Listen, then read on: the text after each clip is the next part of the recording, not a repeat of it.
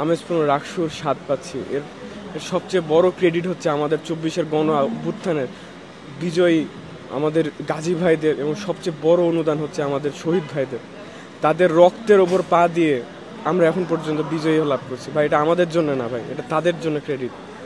রাজশাহী বিশ্ববিদ্যালয়ের ছাত্র শিবিরের 21 জন ভাই রক্ত দিয়েছেন শুধু এই মাটিকে উর্বর করার জন্য, তাদের এটা বিজয়।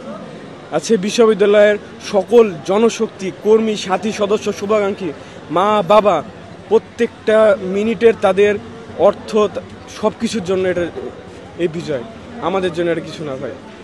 আপনি যখন এতগুলো ইতিহাস, এতগুলো বিষয় আপনি ধারণ করবেন, আপনার চোখের পানি ছাড়া আর কিছু বের হবে না। ছাত্র ইউনিয়ন থেকে শুরু করে ছাত্র দল, ছাত্র লীগের কোনো থাবা থেকে রাজশাহী বিশ্ববিদ্যালয়ের ছাত্র শিবিরের নেতাকর্মীরা বেঁচে থাকতে পারে নাই। আমরা আশা করি 24-এর গণ অভ্যুত্থানের পর আমরা সেই স্বাধীনতা ফিরে পেয়েছি, এবং এই স্বাধীনতা থাকবে আজীবন।